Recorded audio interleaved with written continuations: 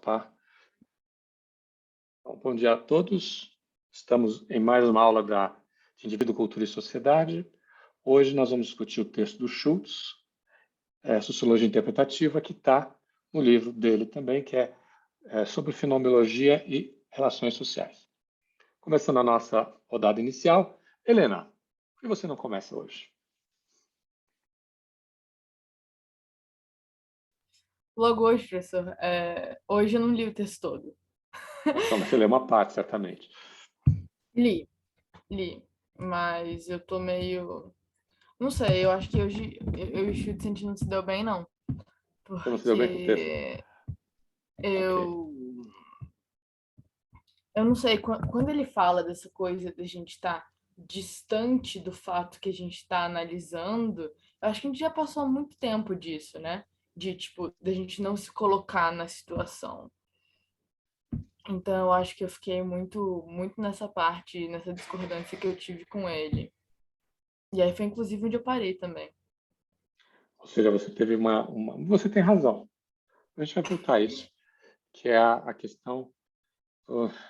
Bom, eu não adianto já. E, na verdade, é uma grande discussão com Weber esse texto, né? Uhum, E a questão da neutralidade do cientista, como que o cientista. Então, a gente está tentando sim. recuperar isso, mas a gente vai voltar a isso. Porque a antropologia também não é assim, né? Mas tudo bem, vamos lá para o André. E você, André? Eu não li o texto inteiro, mas eu li algumas partes que eu consegui ficar mais tempo lendo e me interessei bastante. Bom, nessa parte de sociologia interpretativa, eu achei que é legal a gente se atentar, por exemplo, um dos primeiros exemplos do capítulo, que eu não sei falar o nome dessa pessoa, mas é Zinayak, que está escrito com Z, né? E aí ele fala sobre como analisar e classificar mais ou menos os fenômenos sociais, né? E aí cita 4 pontos, que no caso seria personalidade social, autossocial, grupo social e relações sociais.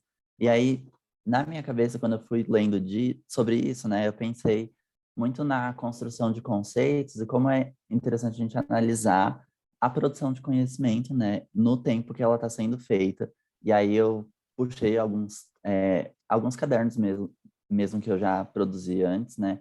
E aí eu estava olhando, por exemplo, com Morgan, a gente tem muita análise de propriedade, mas era o que chamava de antropologia de gabinete, né? Com Taylor, a gente tem mais discussão sobre cultura, leis e também uma dissociação de raça, né? Querendo ou não, era o conceito que estava na época. Também Fraser, por exemplo, tem aqueles textos sobre selvageria, barbárie e a civilização, né, digamos assim, e vai evoluindo, né? Então, até a gente conseguir chegar em outros pontos, mais que consigam unir, de certa forma, o indivíduo e também a cultura, né, é muito mais complexo. Então, às vezes é bom a gente ter essa atenção para ver como que essa produção estava sendo feita, justamente para entender o que estavam tentando achar, né, nessas análises. E aí, mais para frente também, nesse texto do Schultz, né, ele fala sobre a construção de conceitos também, sobre a ação humana, né? E aí fala que muitas vezes a gente tenta procurar uma consistência lógica, uma interpretação subjetiva também está sendo influente ali nesse processo de análise, e também depois sempre tem alguma parte, uma etapa de adequação, né, desses conceitos para a nossa linguagem. Aí eu lembrei de um ditado italiano que o professor Jorge uma vez falou para mim, José Jorge, né?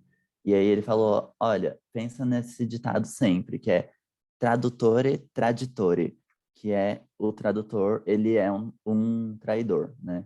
E aí isso vem de um contexto também onde as pessoas estavam investindo muito no comércio marítimo, né? E aí chegavam nos portos e aí as pessoas às vezes passavam tipo um preço errado para pegar dinheiro através disso, sabe? Então, é um contexto meio bobo assim, que não necessariamente se aplica diretamente, né?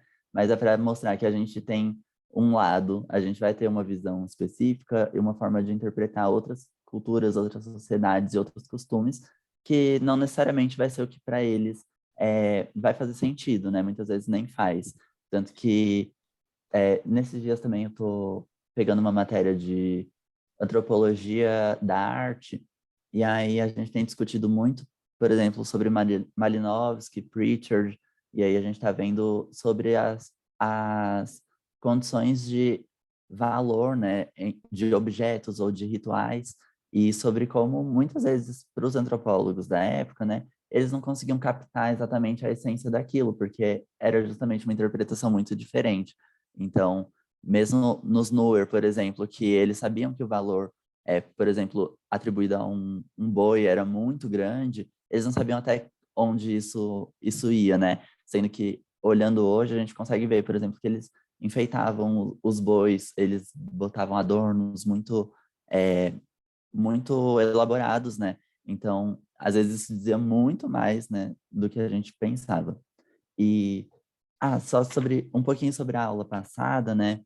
Eu achei muito interessante uma questão que o Rodrigo tinha falado para o Arthur, né, que era sobre pensar em como que, por exemplo, a nossa relação com a natureza e qual é a nossa interação com a natureza.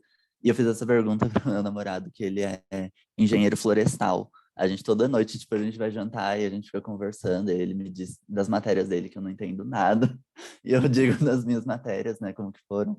E aí, na hora eu fiz essa pergunta para ele e achei engraçado que na hora ele já me respondeu. Ele falou: "Não, a minha relação é muito mais forte com a natureza porque é minha função, né? Mas só que, querendo ou não, eu pesquiso, eu faço cálculo, eu fico no laboratório. Você tem uma interação muito mais forte com a natureza do que eu, porque você tá toda hora, tipo, fazendo alguma coisa, você tem alguma, sei lá, algum sintoma físico, você vai lá e faz um chá, você tá sempre regando suas plantas. Então, tipo, interação, você interage muito mais vezes durante o dia do que eu, mas não necessariamente pelos mesmos motivos que eu.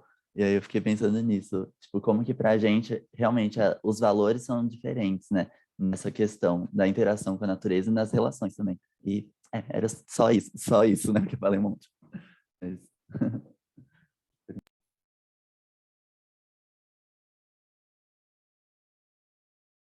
O professor estava falando no mudo, eu acho. Ups. E você, Bruno?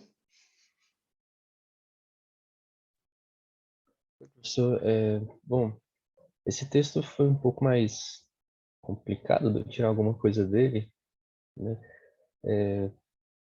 Eu estava até lendo as outras páginas que você tinha passado lá, eu nem tinha percebido que não era o assunto certo, né? Depois que eu vim ver no WhatsApp qual eram as páginas certas. Então, eu fiz uma leitura mais rápida. E, bom, o que eu posso citar, assim, esse texto, acho que na parte que ele fala justamente desse distanciamento do observador, do estudioso, do cientista, nesse distanciamento que ele, segundo o autor, faz ou tem que fazer para poder observar o outro, para poder observar algum fenômeno social, alguma coisa assim. Eu vi uma semelhança clara, né, no outro texto que a gente já viu, do texto anterior, do... Ai, meu Deus, eu esqueci o nome do autor. O Mas, Drummond? isso, Dumont, sobre essa coisa do indivíduo fora do mundo, né? Esse distanciamento, do, esse renunciamento ao mundo social.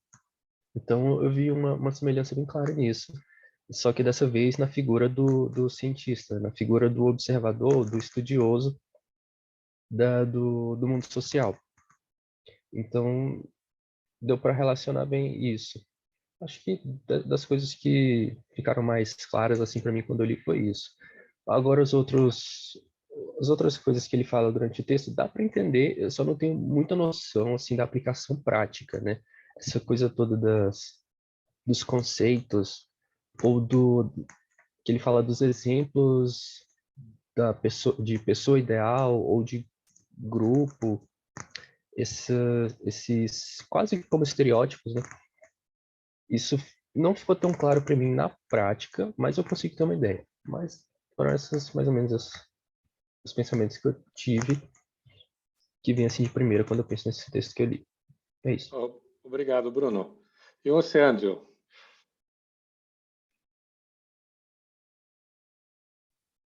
Não, professor, os outros textos dessa matéria vão ser nesse naipe aí? No mesmo naipe desse texto? Não, Tá bom. não. Pois é, Esse é o texto mais teórico, assim, que a gente... o Schutz é o mais teórico que a gente vai ver. não, então, é porque, assim, nesse aspecto da teoria, assim, eu ficava para trás em alguns momentos do texto, sabe? Tentando entender alguns trechos de novo e tal. Às vezes é porque tem muita expressão que eu não vi também, assim. Mas aí eu fiquei pensando sobre a conversa da aula passada, pensando como essa coisa do indivíduo, né? Tipo assim, é muito uma coisa das sensações, assim. A gente percebe, né, nosso próprio corpo, então a gente meio que tem essa percepção como um indivíduo, que as ideias são nossas, assim, e tal. Mas também que muito dos aspectos de ser uma pessoa, eles não faz sentido sem os outros, assim. Tipo, as nossas próprias ideias, assim, no máximo pode ser entendido como uma coleção de ideias que a gente já ouviu, já entrou em contato no mundo, né? Seja prestando atenção, seja diretamente e tal. E assim, aí eu fiquei muito com essa coisa na cabeça de que, beleza, a gente vive em toda essa sociedade individualista hoje em dia, mas realmente faz muito mais sentido, né? As outras realmente faz sentido, né, que as outras sociedades, as outras culturas percebam, né, isso de uma maneira diferente, assim, porque até assim a maneira como a gente descreve o mundo, né, através da linguagem, que uma linguagem não faz sentido sem uma comunidade que seja capaz de entender, né? Aí eu fiquei pensando nisso. Obrigado, Ângelo. E você, Beatriz? Oi, professor, eu tô atacada da rinite hoje, aí tá um pouco complicado aqui. Eu concordo com a Helena, assim, eu acho que eu meio que senti um descompasso desse capítulo com o resto das discussões que a gente estava tendo antes, sabe?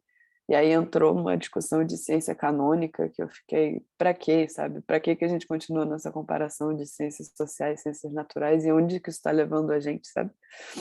Perdão, eu tô fungando.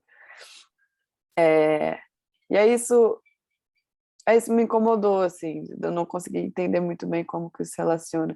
A gente comentou, o senhor comentou semana passada, né, que a fenomenologia ela tenta ser uma teoria universalizante, de certa forma, né, a partir das categorias que ela usa e tal e tal.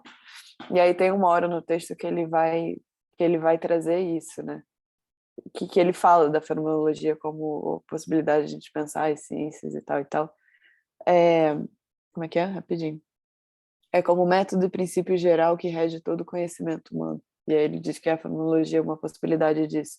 Só que aí foi uma frase totalmente contraditória com o que ele estava falando antes, porque ele estava falando justamente sobre a importância de você ter uma pureza do método, então você saber as limitações do seu método, você saber quais são os denominadores que você está usando.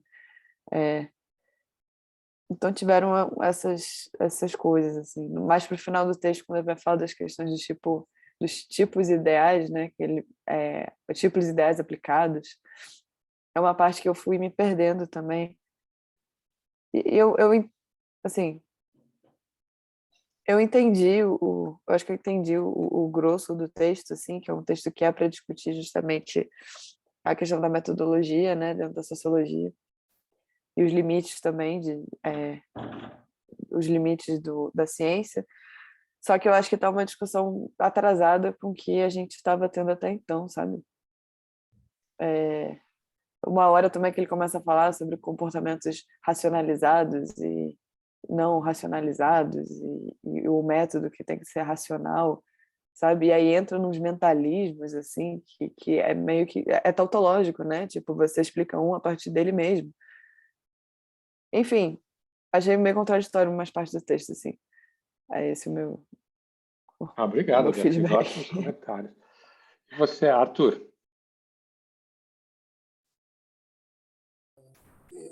Bom dia. Então, eu gostei, na verdade, um pouco do texto.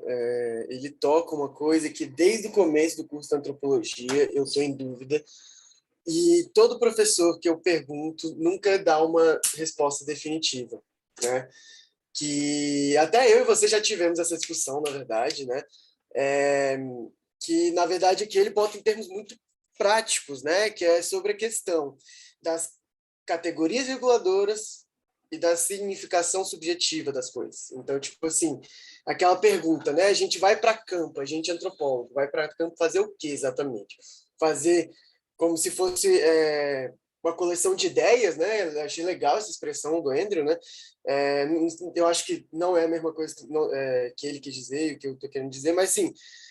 Então, a gente, como antropólogo, a gente vai a campo para pegar a língua e para pegar os valores subjetivos, ou a gente tem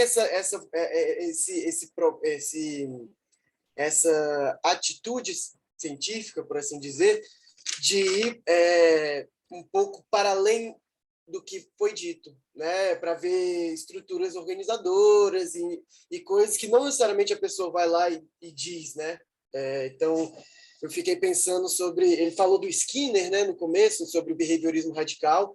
Eu não acho que behaviorismo radical é um bom exemplo para isso, porque, assim, não consigo imaginar behaviorismo sendo ciência social. Não é ciência social, não acredito ser. Tipo assim, é literalmente uma ciência, né? Só que, assim, exatamente a parte ruim da ciência, que é aquilo que elimina a subjetividade, né? Que tem seus propósitos técnicos importantes lá por isso que na psicologia é uma das abordagens mais utilizadas, né?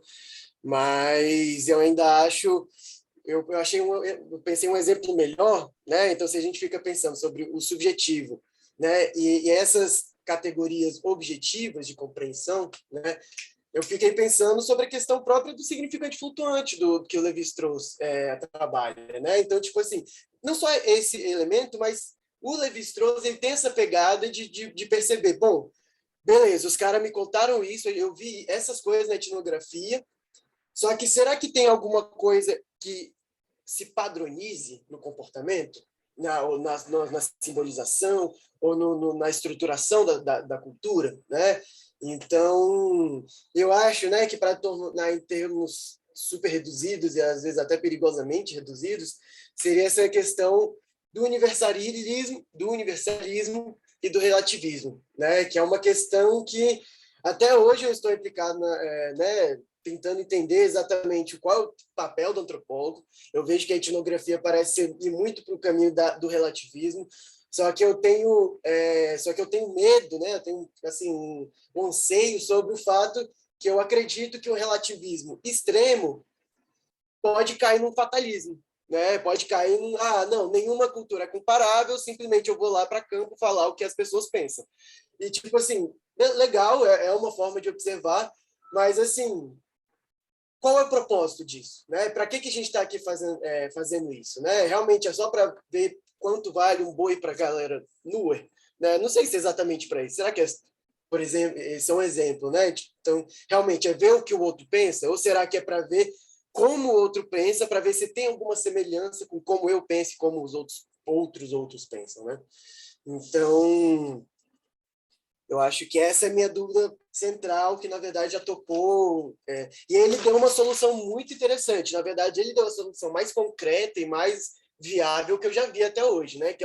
Que ele traz essa questão em graus, né? Então, tem os conceitos, né, científicos do primeiro grau, que seria realmente a significação subjetiva das próprias pessoas, e também o segundo grau, que seria exatamente esses padrões de formações simbólicas, né?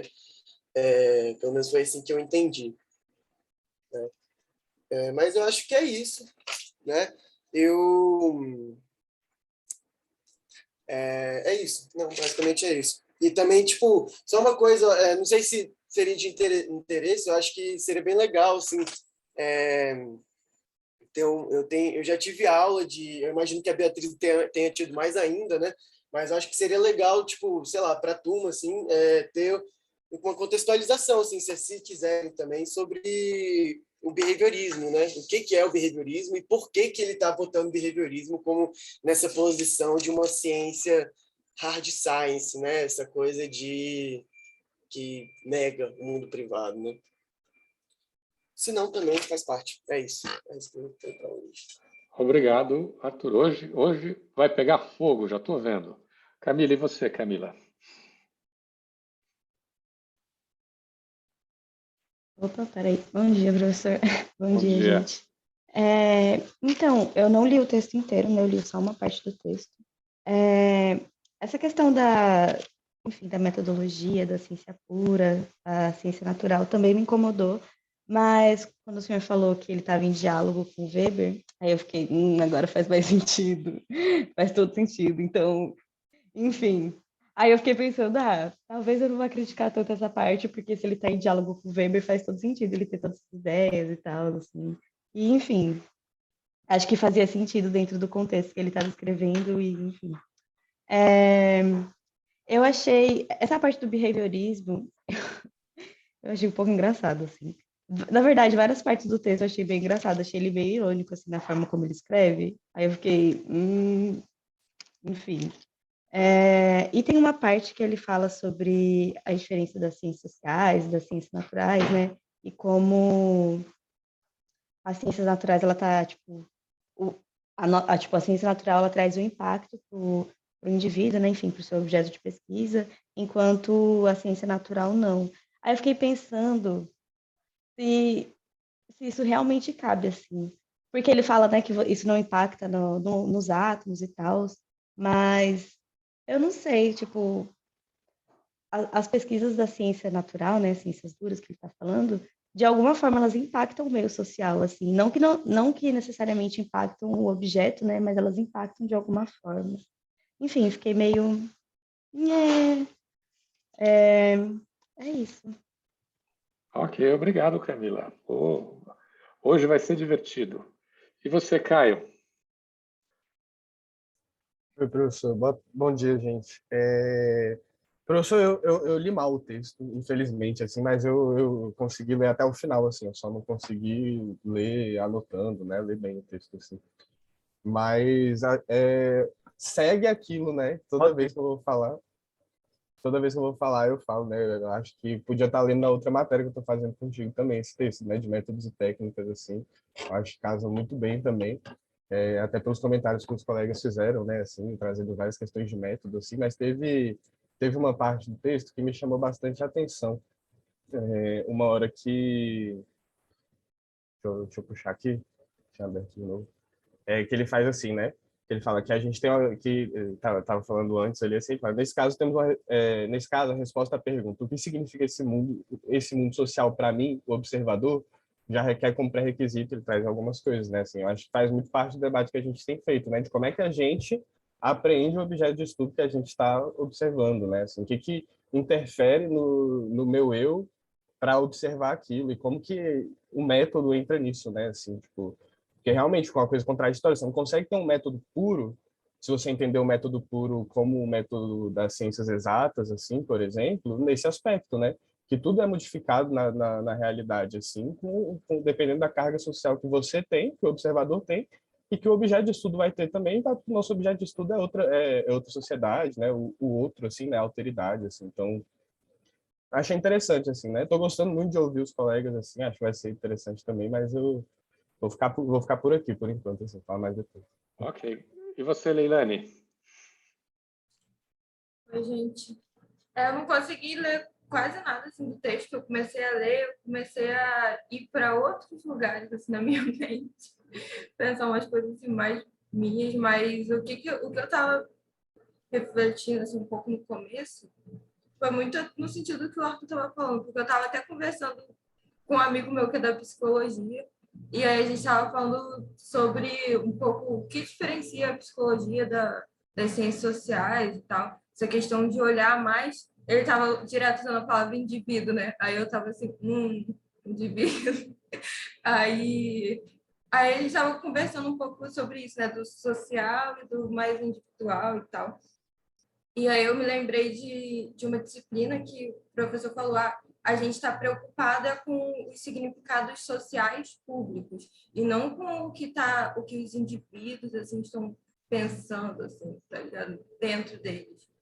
E, enfim, eu estava pensando mais assim, um pouco nesse sentido também no sentido que o Arthur falou também, de o que a gente vai observar ali quando a gente está no campo. Porque as pessoas, elas estão ali agindo, né? E aí depois a gente está com a mente também com várias categorias.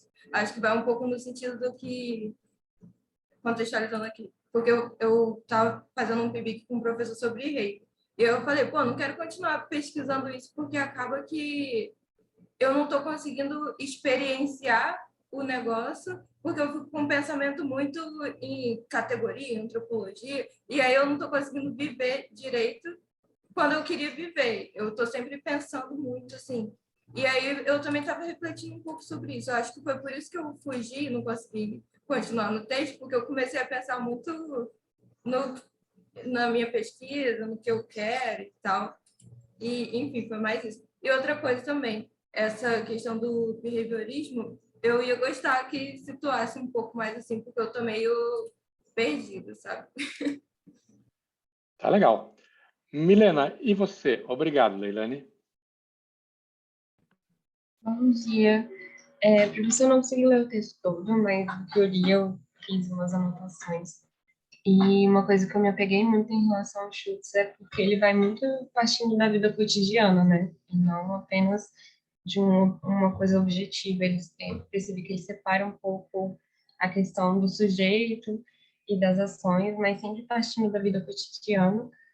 E me levou muito me lembrou de uma matéria que eu fiz, assim, os semestres passados, que eu trabalhei com metodologia de história de vida, e se ela poderia ser aplicada junto com os Schultz, por essa questão dele sempre estar faltando, assim, na ação, em contato das pessoas, e a questão concretizada também. E que, assim, o que mais me chamou a atenção foi ele, dessa parte da vida cotidiana, e também como a gente, o fazer ciência, né, que o colega já citou, do professor Zananiek, eu acho, e de como a gente tem que categorizar, né, para poder fazer assim, criar um sistema para as ciências sociais, né. E a questão também, eu fiquei um pouco perdida na parte da sociologia da compreensão, que ele usa um termo, Verstehen, né, eu acho que é assim, não sei, Verständige mas Sociologie.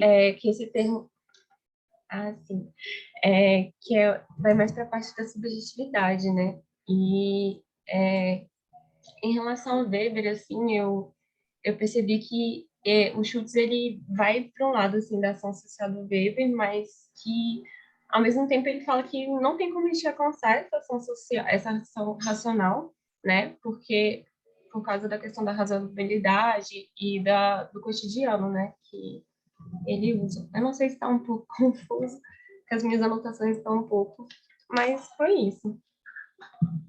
Tá bom, bom, acho que vocês fizeram comentários excelentes. Gostei de todos. Eu acho que o que resume todos eles foi aquilo que Helena disse no começo, né? Já não é o nosso jeito de fazer sociologia. Há algo aqui que não casa com as nossas expectativas. E você lendo o texto hoje, em relação aos textos passados, eu acho que a Beatriz mencionou isso de uma maneira super legal, que é a ideia de que parece, vou usar minhas palavras, um tiro de canhão para matar um mosquito, né? Ou seja, as discussões anteriores parecem muito mais interessantes que o resultado dessas discussões. E o fato é que ele está num momento muito específico, com o efeito, que é lá no começo da sociologia americana, lá em Chicago. E ele usa o behaviorismo, o diálogo com o behaviorismo, justamente pela característica da civilização americana. Não é? Nominalista, substantivista, no qual tudo aquilo que pode ser reduzido a números e a dados, entre aspas, objetivos, tem um valor melhor do que aquilo que é empirista, né? Então, tudo tem razão, mas vamos tentar pensar a partir do Weber. No fundo, a sociologia que ele está justificando é a sociologia weberiana.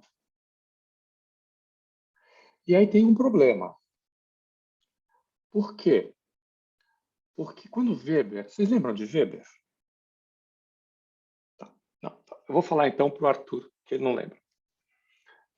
O Weber tem uma coisa absolutamente central na obra de Weber, que é, para pensar a ação em um universo de indivíduos, não há outra alternativa senão usar tipos. O que é um indivíduo? Um indivíduo, ele tem sua subjetividade, autonomia, liberdade. Então, em princípio, ele é completamente diferente do outro.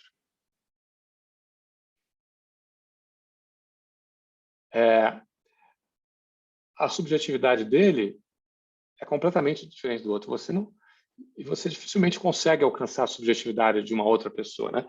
E aí a gente entende toda aquela discussão que ele fez anteriormente sobre fenomenologia, que é compartilhar o mundo da vida, que você tem fluxos de consciência acontecem ao mesmo tempo. Isso significa a experiência do outro, e por aí afora. Que para você pensar essa experiência, você só pensa à distância. E aí ele vai construindo, né, a base da questão da possibilidade de entender o outro, dos limites de entender o outro também. Qual é o ponto? O ponto é o seguinte.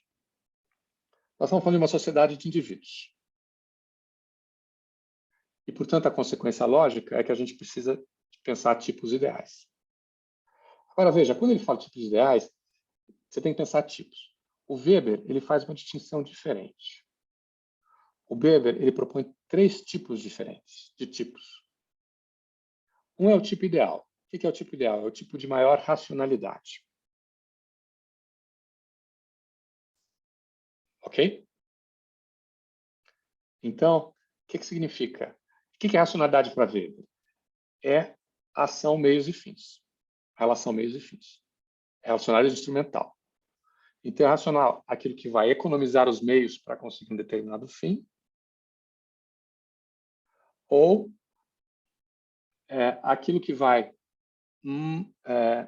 multiplicar os fins tendo em vista meios limitados. Por exemplo, eu vou ao supermercado com uma quantia fixa de dinheiro. O mais racional é eu conseguir multiplicar as coisas que eu vou comprar. Ok? Coisa limitada. E Weber tem uma coisa interessante que a gente pode ver, por exemplo, na ética protestante do capitalismo. O fim não precisa ser racional para a pessoa ser racional. Então, por exemplo, lá na ética protestante, o que ele vai mostrar? Ele vai mostrar que as seitas protestantes, elas trazem para o mundo, ele vai utilizar Calvino, né, Lutero e depois Calvino, para a ideia de... vai trazer uma racionalização do mundo. Você vai racionalizar a sua ação no mundo para mostrar ou provar a sua salvação. Que você é uma pessoa iluminada por Deus, você é um dos escolhidos por Deus. Então, portanto, você racionaliza. O que significa? Que todos os momentos do seu dia são voltados para um fim específico, a salvação da sua alma. Que você reza, que você trabalha. Aí vai. O ponto do Weber é que isso traz a racionalidade para o mundo. O meu ponto é que a salvação da alma, a gente não pode dizer que isso é um fim racional. Porque você precisa acreditar nisso. Tem um dogma aí por detrás. Se você não acredita nisso, não faz sentido racionalizar o mundo pela salvação da alma. Então, o mundo não precisa ser racional. O fim não precisa ser racional. Os meios são racionais. Então, esse é o primeiro ponto. Então, o segundo ponto, aliás. Terceiro, o segundo tipo é o que ele chama de uma média estatística dos sujeitos concretos. O que significa? Então, não é uma coisa de maior racionalidade, você pega um conjunto de sujeitos concretos, você faz uma média. E a partir dessa média que você vai estabelecer, vamos dizer assim, o sentido da ação. Já vou voltar no que é isso. E o terceiro é uma individualidade histórica. Ou seja, você pega alguma coisa, pode ser uma revolução, por exemplo, e você vai examinar como uma individualidade histórica, vai pensar justamente ali a ação, né? Então, primeiro, o Schultz parece estar falando, pelo menos nesse texto, apenas do modelo típico ideal, né? E criar modelos de comportamento. E não deixa de ser contraditório, porque é justamente isso que permite a matematização que a teoria dos jogos conseguiu alcançar. Que é uma coisa que ele critica. Vai dizer que tem duas coisas, né? Um que vai entender a subjetividade e outro que vai matematizar. No entanto, esse tipo de modelo de maior racionalidade que ele está propondo é o que acaba levando ou sustentando uma matematização absurda da sociedade, por exemplo, que você vê na teoria dos jogos, aplicada não apenas na teoria econômica, como na teoria política também. E você tem, talvez, a expressão máxima disso é a teoria de equilíbrio geral. Você já ouviu falar da teoria de equilíbrio geral? Não? Os economistas provam matematicamente, dado alguns pressupostos, que é o pressuposto do mercado, que o sujeito é racional, que ele tem informação perfeita, e aí vai, né? Estabelece lá um modelo, um indivíduo típico ideal, então ele prova matematicamente que o mercado equilibrado garante o máximo possível de satisfação das preferências individuais. Ou seja, portanto, o mercado equilibrado não precisa de Estado. Mas olha, o que é um mercado equilibrado? É o mercado que equilibra vetores de preço. Eles provam matematicamente. Isso aí, o que é para nós não é o relevante. O relevante é a relação entre matematização e modelo. Agora, e aí tem, eu acho que é o principal, a principal crítica que eu faria nesse tipo de... que é falta ao Schultz uma teoria da construção do sentido, da construção, ou dizer assim, da dimensão simbólica, a partir do qual a gente constrói o sentido das coisas. Que ele menciona, inclusive, mas qual é o foco do indivíduo dele? Quando ele fala que está lá no Lebenswelt. O que é o Lebenswelt? Esse mundo a ver que todos nós compartilhamos, que se espelha no indivíduo, na ação indivíduo, a partir da ideia de senso comum. O que é o senso comum? É o senso que é aquilo que a gente compartilha, num certo sentido, que está lá no Lebenswelt, né? Mas é aquilo que o senso comum é a maneira como eu penso e que associa, vamos dizer assim, certas intenções a certos tipos de comportamento.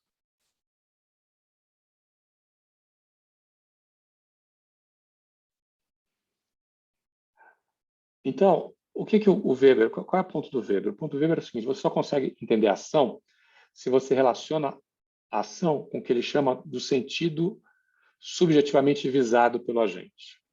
Mas note, não é necessariamente a subjetividade aqui, ele é um construto objetivo. Porque o que ele está falando? Ele não está falando da subjetividade do agente. Ele está falando que eu só posso entender a ação na medida que essa ação tem uma intenção.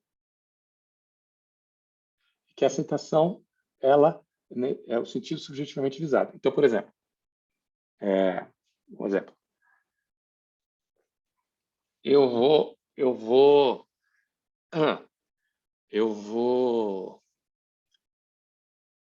à farmácia comprar medicamento. Uma farmácia. Qual é a minha intenção? Qual é o sentido da minha ação?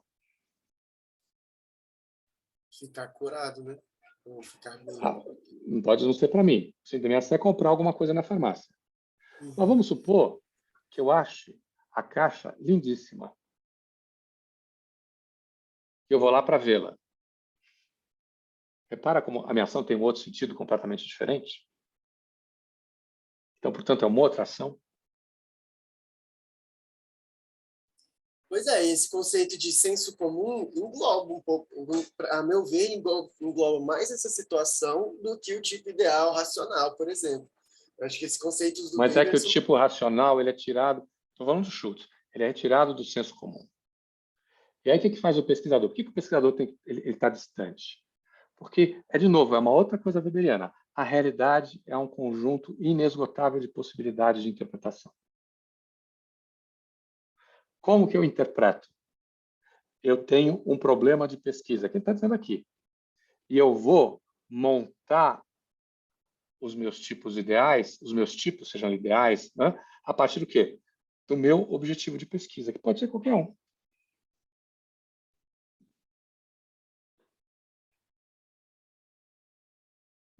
Então, entendeu? Então, e tudo está no senso comum, tudo isso é compartilhado de alguma maneira. Agora, tirando e por que eu acho? Né? Acho que aí o Moos já mostra para a gente que o sentido é sempre construído em relação. O sentido, usando talvez uma coisa, é um fato social total. Por quê? Porque está ligando tudo a tudo.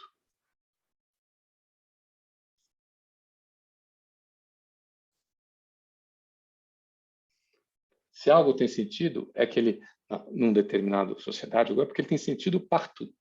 Ele não tem sentido só naquele lugar, no outro não tem. É claro que a gente pode falar que os sentidos se modificam, é claro que tudo tem razão. Né? Então, vamos pegar o exemplo da nossa aula. Ok, vamos fazer um tipo ideal, um tipo de maior racionalidade. E vocês vão me dizer qual é o objetivo subjetivamente visado dos alunos num curso de antropologia.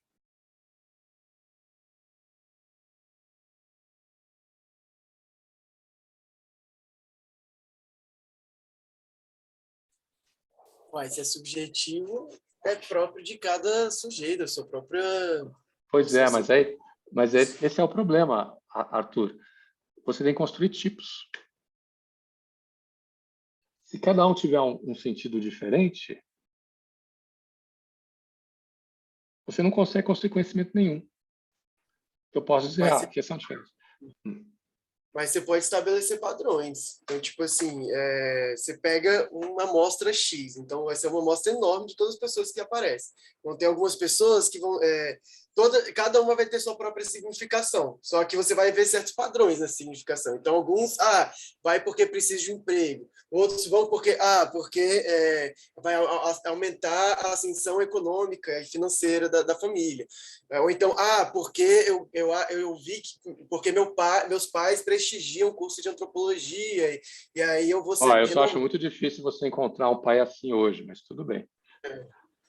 Pois é. Mas assim, então, tipo assim, vão ter infinitos, né? Eu acho que não é infinito porque eu tenho pessoas infinitas, mas cada pessoa vai ter uma, só que você vai ver certos padrões, assim, influência de parentes, influência de Mas você não viu que você fez exatamente o que você disse que não ia fazer?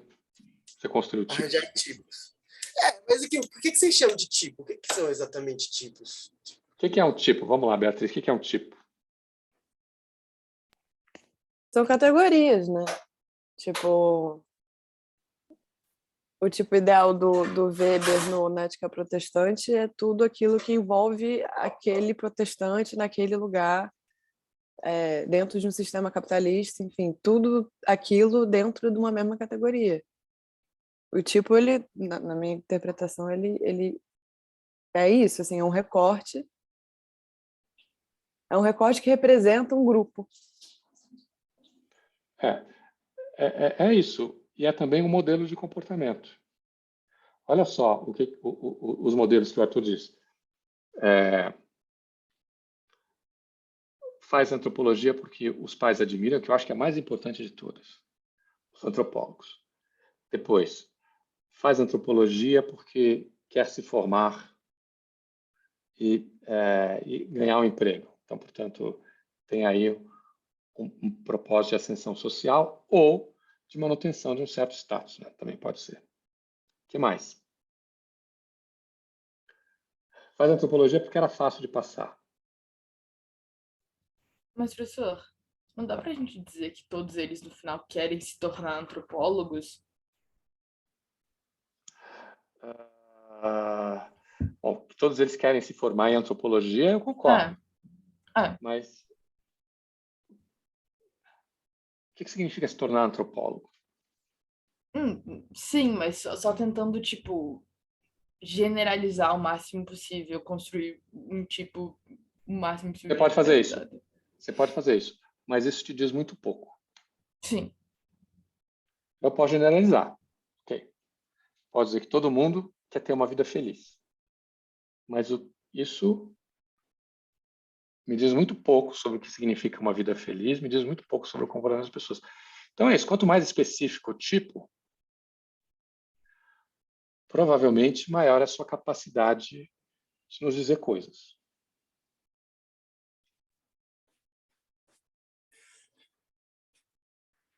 Fez sentido para vocês?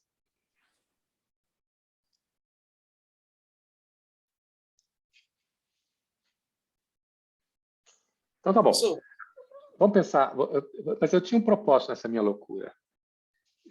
Então, falamos sobre tipos, né? Qual é o objetivo, qual é a intenção? Então, qual é o tipo ideal do professor? Vamos lá. Pensa só num tipo de maior racionalidade.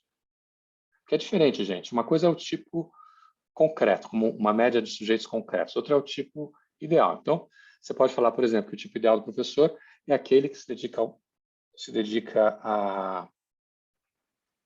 dedica de corpo e alma, vamos dizer, ao ensino, que ele tem que ele se preocupa em deixar as coisas que ele diz clara, que ele dialoga com os alunos, enfim, né, claro. Mas ou você pode usar uma média de sujeitos concretos. Por exemplo, você vai numa universidade privada, são pessoas que não têm tempo para você, que têm outros empregos, usam aquilo como um bico e assim sucessivamente. Então, portanto, querem fazer o mínimo possível para... São coisas diferentes. Agora, vamos pensar a construção de sentido. Como é que a gente constrói o sentido? Qual é o sentido de ser aluno?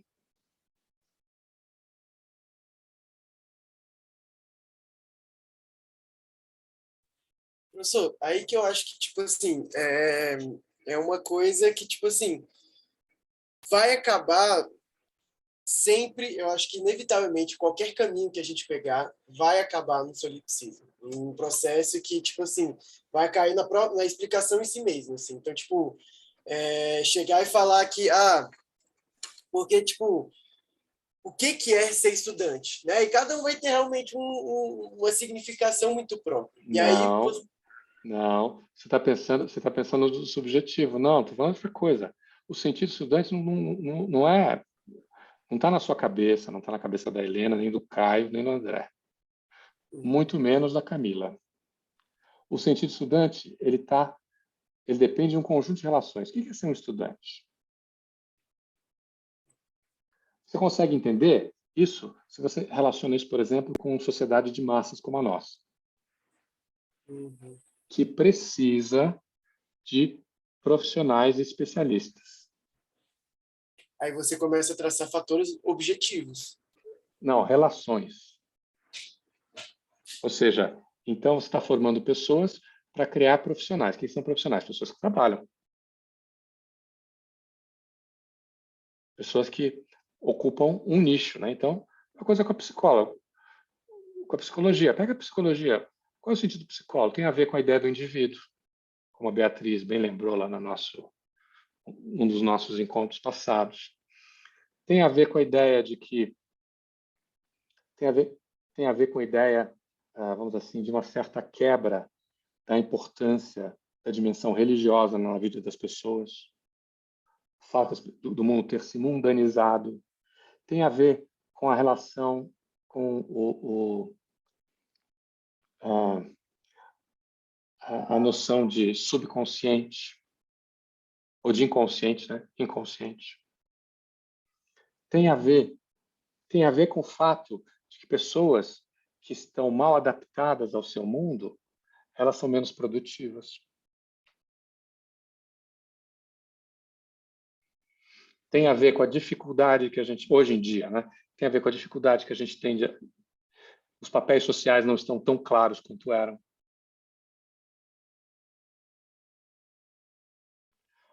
Tudo está relacionado. Então, o aluno, você só pode entender o aluno em relação ao professor. Eles formam um par de oposições complementares. Você só pode entender os dois em relação à instituição. Só pode entender a instituição em relação à coisa do mercado. Vocês entenderam a diferença?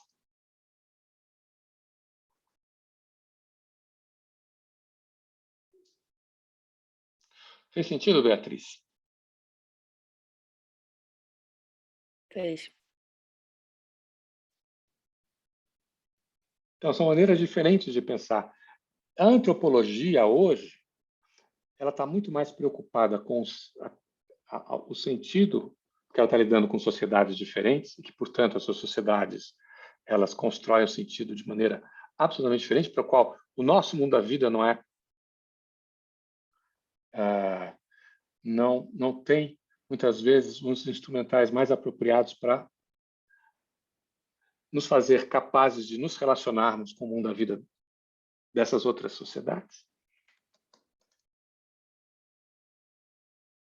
E aí tem um problema. O problema... isso tem um monte de problema. Vamos encerrar por aqui, que eu quero discutir algumas coisas que vocês tinham sugerido aqui.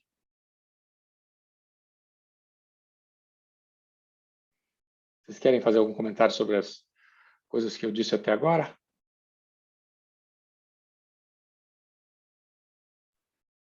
Professor, eu nem discordando, assim, só pensando assim, eu vejo aí nisso que o senhor falou, duas ordens de fatores. São os fatores subjetivos e que tem os fatores que a gente consegue objetivar.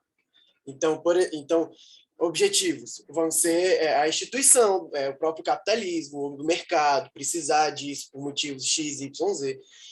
Mas os fatores e aí esse que é a coisa. Então, os fatores subjetivos podem até estar relacionados com algum parâmetro objetivo. Só que sempre vai cair no próprio subjetivismo da própria pessoa. Então, tipo assim, a gente colocar aqui, por exemplo, uma representação coletiva, como, por exemplo, um totem, né? Ali é um fator objetivo. A gente vê o totem, a gente vê as pessoas se comportando em relação a um totem, e a gente pode traçar padrões, né, de como é que as pessoas se comportam. Só que o que o totem significa para cada sujeito ali inserido na social, você pode até pensar de uma forma, talvez a significação seja parecida. Mas para você saber mesmo o que cada um enxerga, como cada um enxerga a sua relação com o totem, você tem que ir lá perguntar para a pessoa especificamente. E eu acho que esse é o jogo, né, daqueles 2 graus, né, os 2 graus que o Schultz está trabalhando, né? Então tem um grau que é mais tipo assim do mundo das significações das pessoas inseridas, e o segundo grau vai para esses padrões, né, para essas categorias analíticas, né, que a gente pode ver como o totemismo, o capitalismo. Você pode usar o Schultz para falar isso. Nós estamos falando coisas diferentes do Schultz. Conceitos de primeiro grau, conceitos de segundo grau. São aqueles que têm a ver com a experiência, a sua capacidade de compreender a experiência do outro. O que ele vai dizer é que, por cima disso, você vai construir modelos. Mas não é o que a gente vai fazer. A gente vai construir relações. Claro que o antropólogo também pode construir modelo e tipos. Eu estou exagerando, mas para fazer o meu ponto. Então, é claro que cada pessoa pensa diferente. Mas ela não, mas uma pessoa de um determinado grupo não pensa tão diferente assim que não seja reconhecível pelo próprio grupo como uma das alternativas que a própria tradição desse grupo oferece.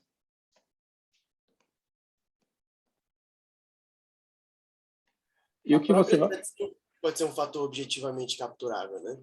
As É, falas, os xamãs. então, quando você vai falar sobre totem, o que o totem significa, você vai falar o quê? Com as pessoas, mas o que está te interessando, como antropólogo, como psicólogo é uma outra coisa, mas como antropólogo, o que está te interessando não é o que... quer ver? Vamos mudar de totem, que totem parece uma coisa muito distante da gente. Vamos falar do amor romântico. Então, vamos supor que eu fosse fazer uma pesquisa sobre amor romântico com vocês. Então, eu vou perguntar para cada um de vocês o que é o amor romântico. Vocês podem me dizer coisas muito diferentes. Mas dentro dessas diferenças, eu posso encontrar estruturas em comum. Ou relações em comum. E é isso que me interessa. Então, Perfeito. E aí o antropólogo vai ter esse trabalho mesmo de buscar essas estruturas em comum até para estudar a análise, a cultura como um todo. e aí, o que está em jogo não é compreender o comportamento de determinados indivíduos que seguem um modelo que eu posso estabelecer relações de causa e efeito e probabilidade. Não. O que está interessando é você compreender a alteridade, ou seja, pessoas que se pensam e veem o mundo de uma maneira radicalmente diferente da sua. É o que você falou. É o que o André tinha falado lá no começo. É uma tradução. E por que tradução é sempre uma traição? Porque isso nunca é completo. Isso nunca é... E o Caio é o que a gente está estudando lá em MTAS, né, Caio? Nunca é completo. Nunca vai até o final. Você nunca tem certeza de que você conseguiu entender. É sempre uma aproximação. Que vai mudando com o tempo também, porque as pessoas mudam, a sociedade muda, você muda, enfim.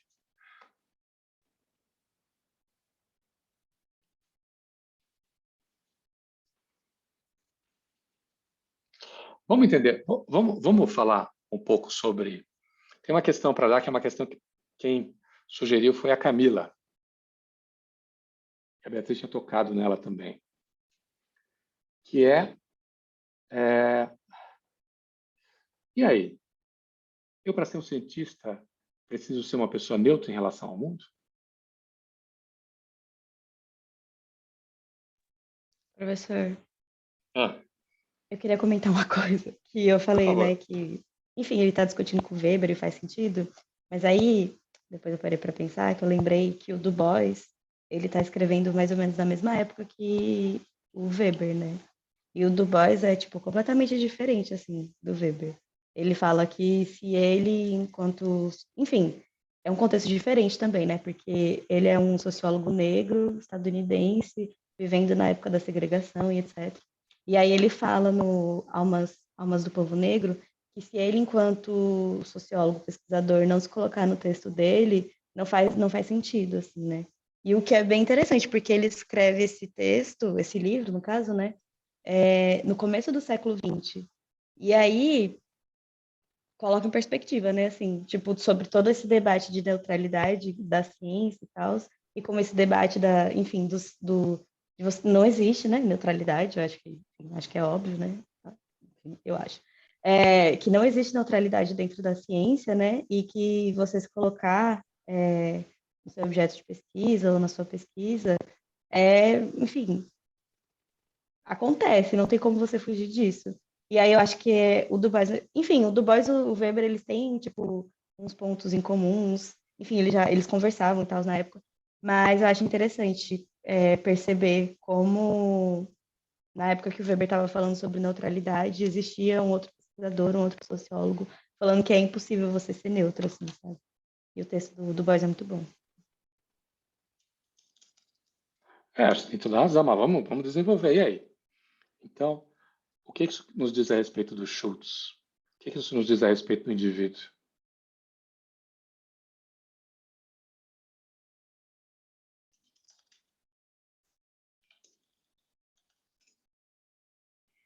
Diz respeito que até o mais individual, entre aspas, do contato que você vai ter não é tão só outro, né?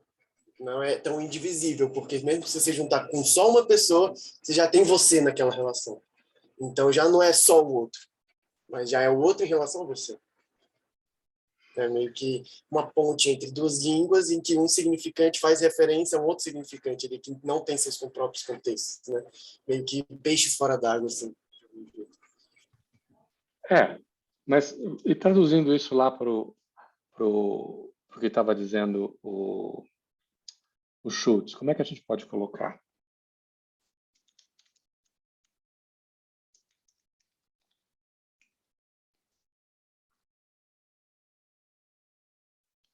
A gente poderia colocar que não existe essa fim da pressuposição, porque mesmo quando você pretende essa neutralidade, esse fim, essa suspensão de qualquer pressuposto, já tem o pressuposto, inevitavelmente vai ter um pressuposto seu e do outro, mesmo que você tente suspender. Ou seja, você está sempre falando de um mundo da vida qualquer, e o seu mundo da vida é diferente, né? E as pessoas têm lugares diferentes no mundo da vida, e elas percebem isso de maneiras diferentes. Você tem a opressão, você tem o preconceito, você tem... É claro que uma socióloga negra vai fazer diferente do que um sociólogo negro, vai fazer diferente do que uma socióloga branca, que vai fazer do que uma socióloga indígena, porque estão se colocando diferentemente em mundos diferentes.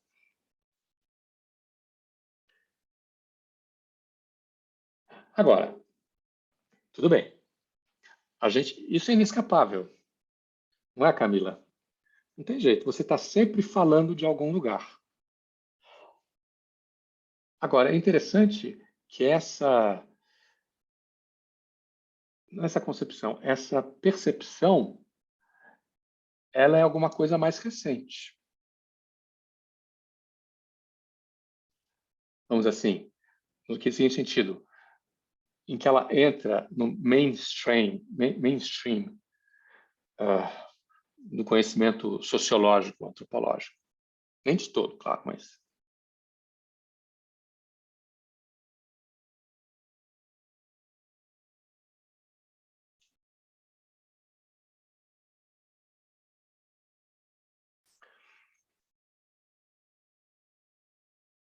Agora, tem alguma coisa disso que entra no texto do Schultz, na medida em que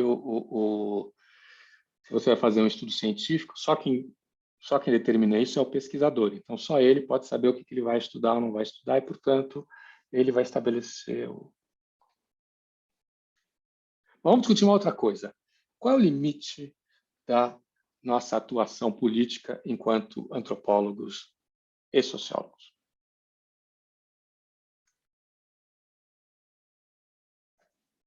Porque uma coisa é dizer o seguinte: todo o meu conhecimento é parcial.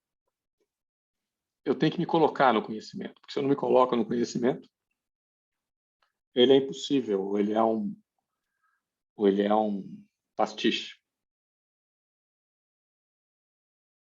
Mas aí, isso significa que eu tenho que sempre ter uma atuação política a partir do meu conhecimento? E se ele é sempre político, ele é político em que contexto?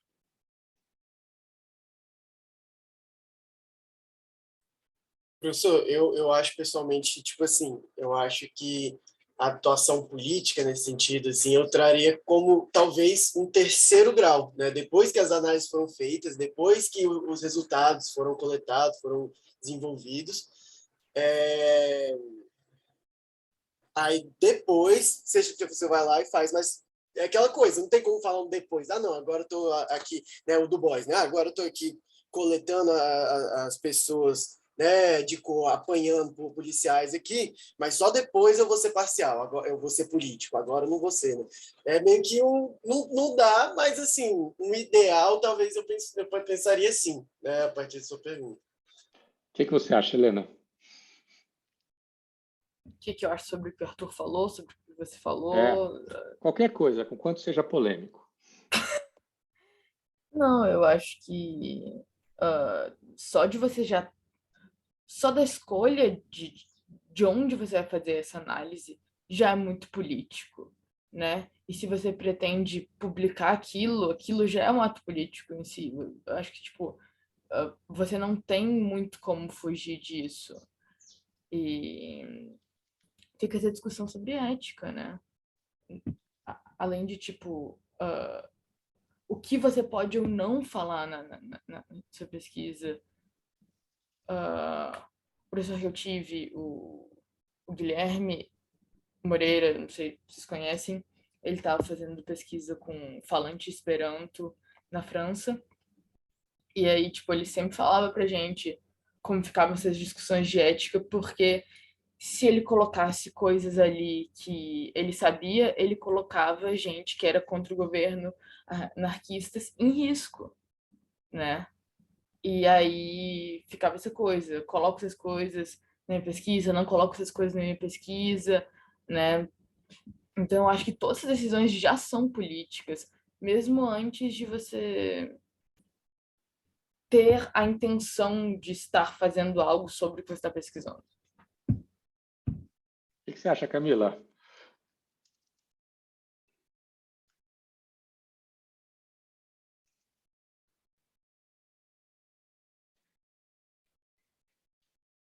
Camila?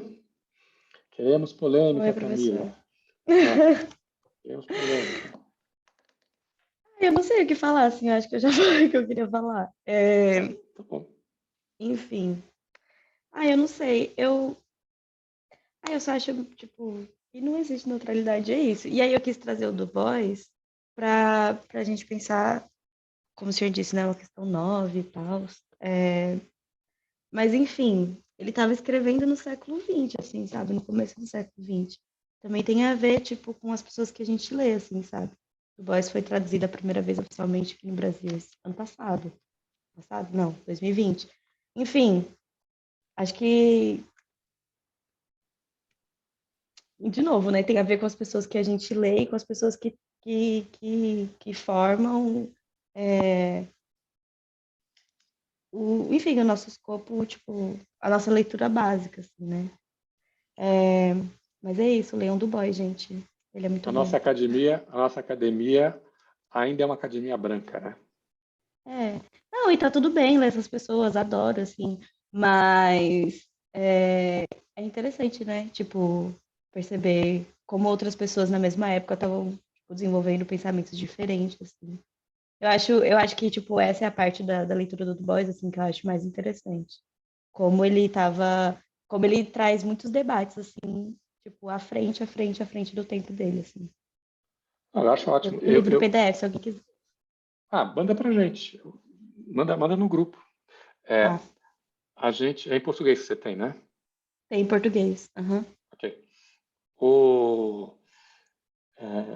Mas isso também é uma oportunidade. O que eu quero dizer com isso? Eu quero dizer com isso que hoje você tem espaço para colocar essas questões que você está colocando agora. Olha, vamos pensar Weber, o diálogo entre Weber e o Du Bois? O que isso nos diz a respeito da ciência social? Onde eu posso chegar com isso?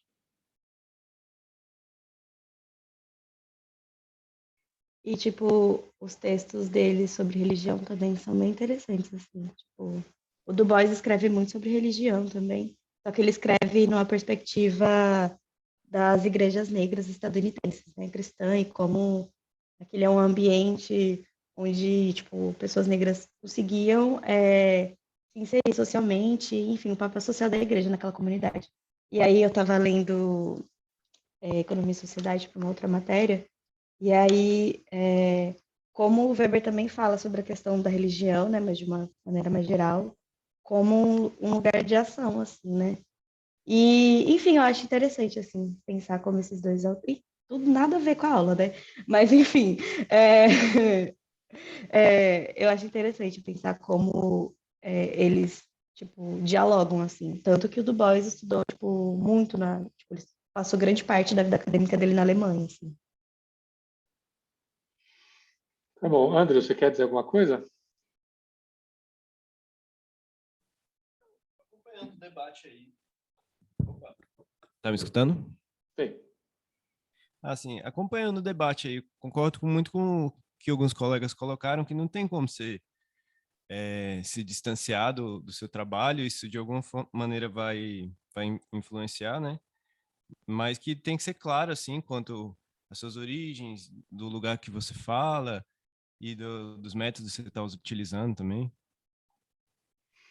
É isso que você tocou uma coisa importante, porque a nossa ideia de cientificidade mudou, né? Não é mais um conhecimento neutro, mas é um conhecimento, vamos dizer assim, a palavra que me vem à cabeça é honesto, mas não é bem isso, porque eu tenho certeza que o Schultz era honesto, que todas as pessoas eram honestas, né? Mas é um conhecimento que vai deixar claro de onde ele parte, seus pressupostos. Sim, eu lembrei muito do daquele autor anterior que a gente leu, né? Que a gente leu o texto, tal, discutiu, mas aí depois que eu fui pesquisar sobre o autor, fez bem mais sentido o que eu estava lendo, né? Uma pessoa que nasceu no final do século XIX e estava escrevendo sobre um processo do final do século XX, né? Aí, assim, as peças do texto fizeram mais sentido. Você está falando de quê? Do Elias ou do Elias, né? Ou do Drummond? Foi do Dumont, se eu não me engano. O Drummond Aliás, nasceu no século não. XX. Não, eu estava falando do Elias mesmo. Isso mesmo. Beleza. Tá bom. E você, Caio, o que você tem a dizer? Professor, voltei agora, eu tive que sair para resolver um negócio, perdi toda a discussão que vocês fizeram, infelizmente. Tá bom. Na hora que eu liguei a câmera, foi a hora que eu voltei. E Tocou Leilani, a você, internet, aí eu Leilani? tive que descer. Sobre isso, todo mundo concorda que a neutralidade não existe, né? Que cada um está partindo de um ponto e é até aquela questão da interseccionalidade, né? Que a gente está em fazendo parte de vários mundos ao mesmo tempo, até, e as nossas vivências e tal, e isso vai dizer muito sobre o olhar, né, que a gente vai ter. E até o que o Henry falou sobre se colocar, né? Deixar claro de onde a gente está vindo e da onde a gente está falando, né? Só que isso também parte de um... A gente tem que conseguir olhar para a gente mesmo. Isso não é fácil também, conseguir entender da onde que a gente está saindo. Porque o que está muito óbvio ali para a gente é o mais difícil de ver, né? Então, como que a gente vai saber exatamente de onde a gente está partindo e colocar isso e entender a partir disso? Acho que esse exercício assim, de conseguir olhar para onde a gente está vindo é uma parada assim complicada. Até o questão do Drummond, né? Drummond, que ele foi para a Índia e aí, estando na Índia, ele conseguiu olhar melhor para a própria sociedade e entender melhor a questão do indivíduo. Então, assim, saber de onde a gente está saindo também é doido, complicado, assim. E às vezes você... fala, desculpa, te interrompi. Então, esse se colocar, né, nesse lugar. E eu também estava pensando sobre a questão da política, de fazer política, né, essa questão das escolhas, né, que a Helena falou. Aí eu estava pensando até sobre a autoridade etnográfica, né? Porque o que a gente coloca, o que a gente não coloca, e a questão ética, né? Isso aqui eu não vou colocar, e aí o antropólogo está tendo ali a escolha de como que vai se desenvolver aquele texto, só que mesmo assim com um compromisso também com a realidade, né? Porque ele não vai inventar coisas ou retirar algo assim que vai mudar completamente o sentido, né, daquilo. Pelo menos não deveria. E aí eu estava pensando como que isso vai, assim, se chocar um pouco com essa pretensão de neutralidade científica mesmo, né? Porque como ter uma neutralidade total, né? Assim, um distanciamento total, sendo que a gente está ali. E a questão desse compromisso com esse método, mas que método é esse? E aí porque assim, se a gente olha um método científico mais, você falou, o método mudou, mas aí a gente olhando a nossa forma de fazer antropologia, que aí eu estava até pensando da disciplina, né, de MTS, que eu fiz semestre passado, que vai falar muito sobre isso, né? A gente tem que se colocar mesmo, a gente tem que olhar nossas pressuposições, colocar isso em risco, em perspectiva e tal. E isso é uma forma muito do nosso método, assim, né? De olhar. Então, mais nesse sentido que o meu pensamento estava indo. Muito boas suas observações, Leilani. Acho que é isso, né? Arthur. Professor, uma coisa que eu acho até interessante, que, tipo assim, se você for para psicologia, na verdade, se você for para psicanálise, acho que a psicologia não tem tanto essa discussão, sabe? Mas você vai perceber que, tipo assim, essa coisa de neutralidade já foi passada faz tempo, né? E, tipo assim, inclusive por isso, a própria psicanálise vai se pensar como a gente é ciência, né? E chega a essa conclusão de colocar, não somos de ciência. O discurso da psicanálise não é o mesmo discurso da ciência. E esse é um ponto que, enquanto os colegas estavam falando, eu estava pensando, porque o pior tipo de política é aquela que é disfarçada, aquela que pretende ser neutra, né? Então, tipo assim, a gente pode pensar tanto de coisas mais triviais, como votar em branco, por exemplo, ou não se posicionar dentro de um discurso político, que é uma neutralidade que finge neutralidade, mas é um ativismo, mesmo que em cima do muro. Mas também, de uma forma científica, eu acho estranho, na verdade, a antropologia, as ciências sociais não terem essa discussão de a gente é uma ciência?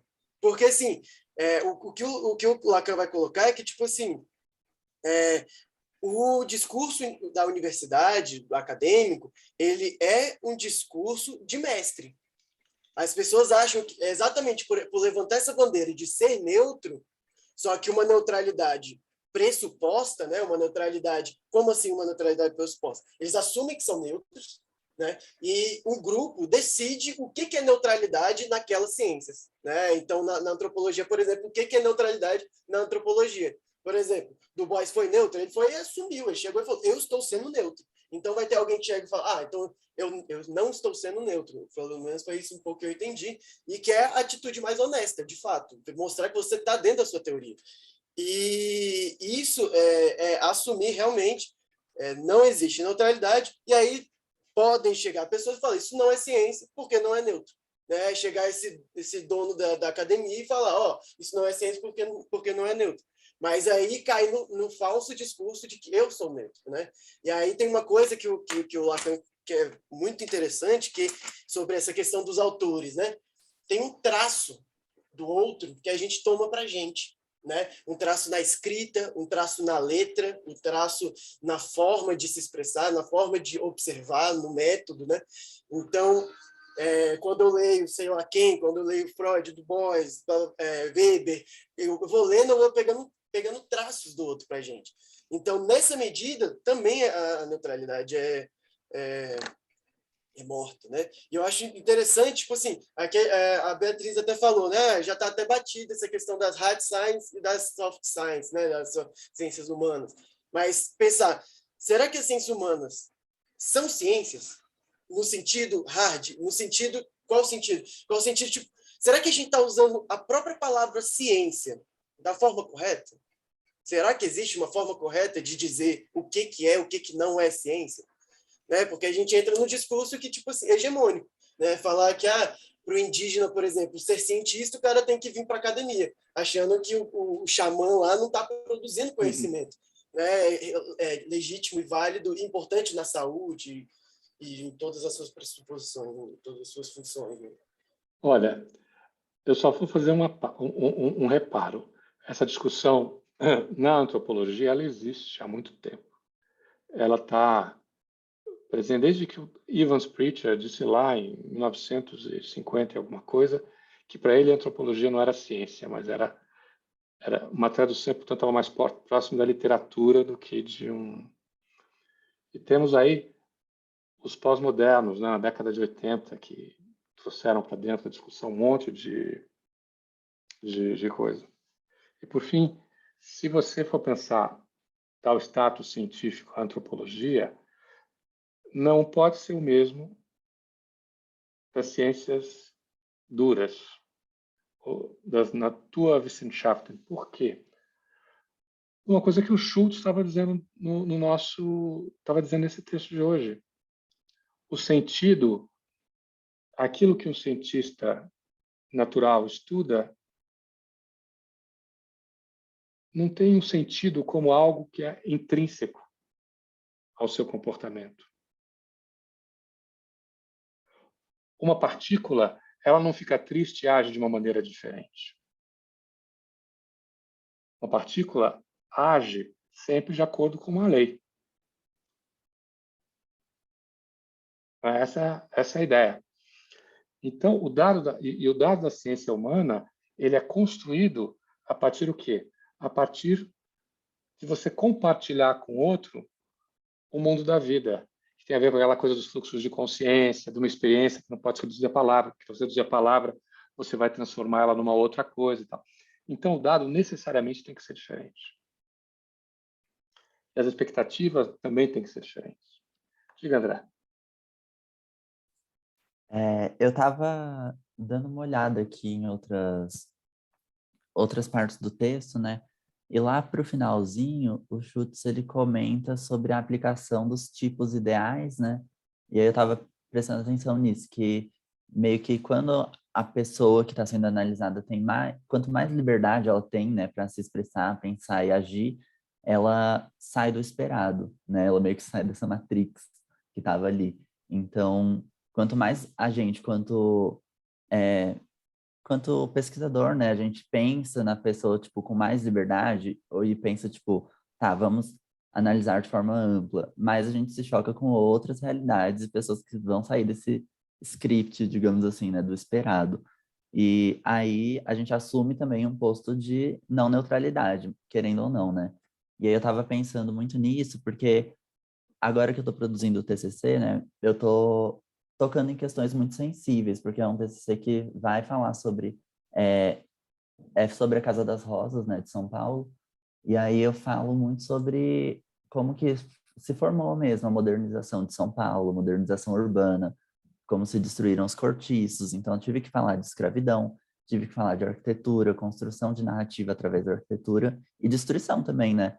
Então, acabei me chocando com muitas coisas, tipo, igrejas que foram demolidas eram igrejas que foram construídas por escravos. E aí foram, reconstruídas por arquitetos franceses, arquitetos italianos.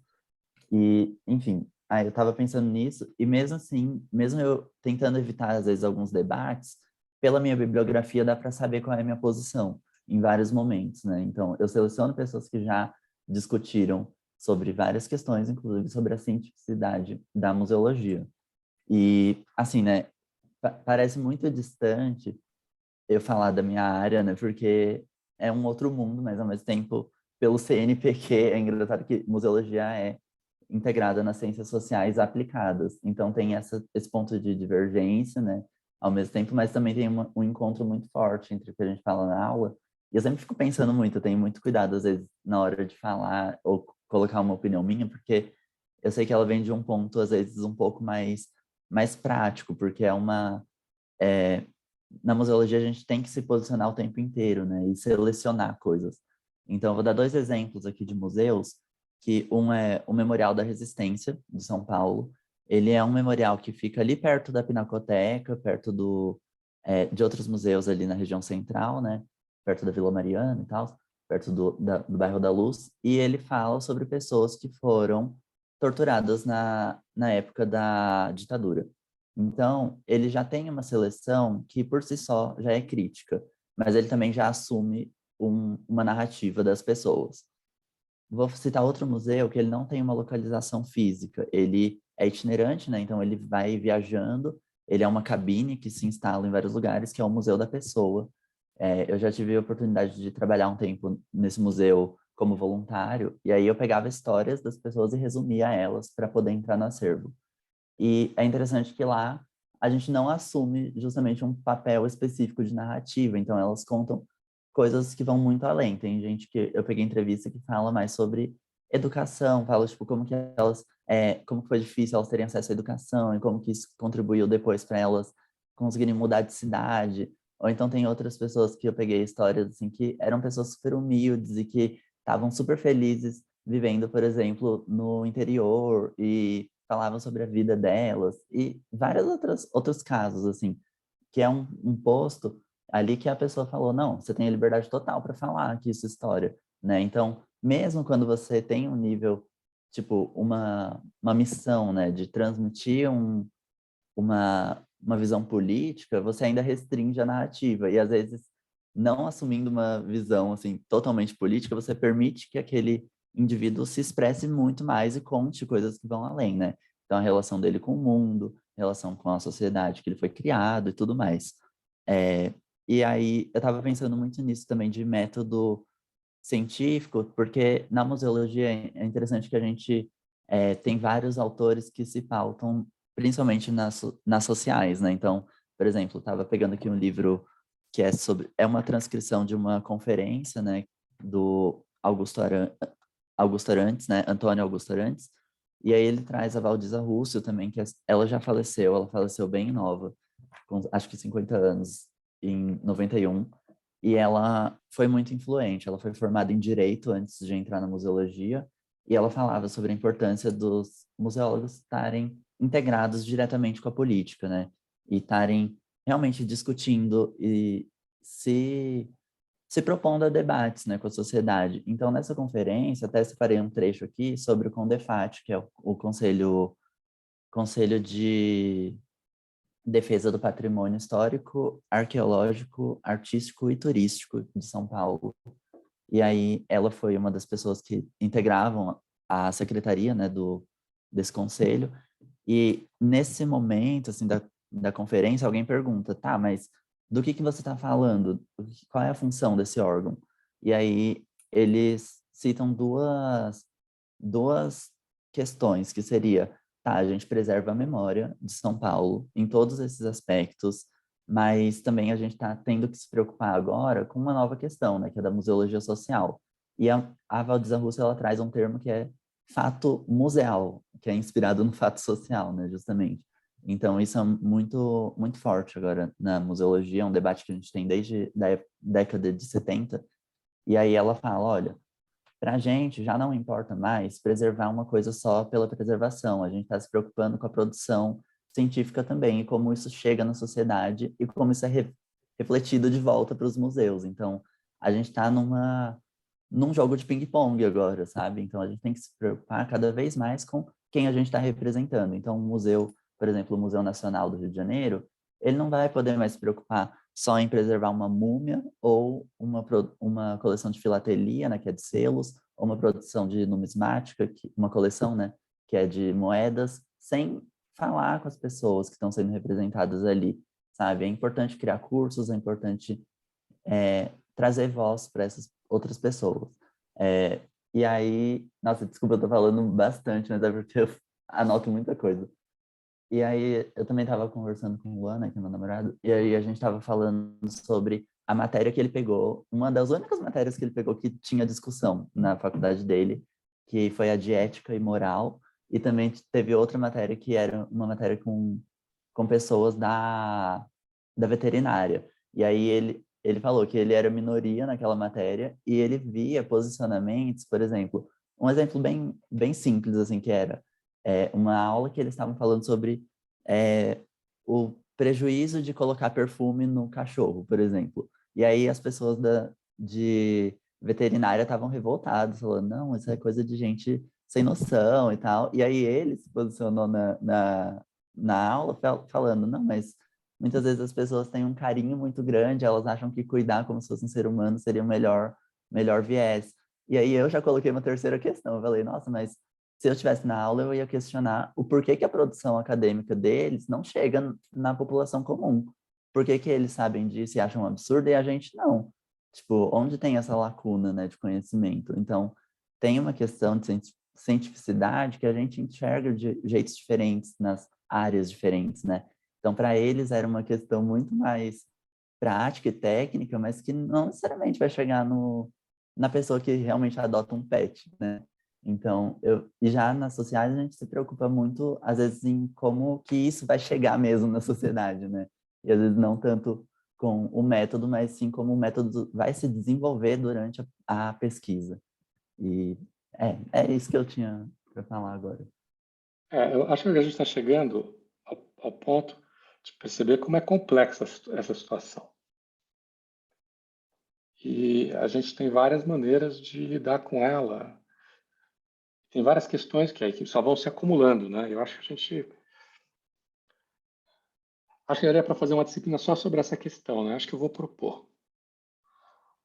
Em vez de ser antropologia política, falar assim, a política a partir da antropologia. Ou, se pensar o nome. Vamos ver, quem sabe no final do semestre eu não penso. Tá, gente, vamos encerrando por hoje? Vamos falar um pouco sobre o nosso... Então, se você gostou, deixe um like no canal. Vou falar aqui de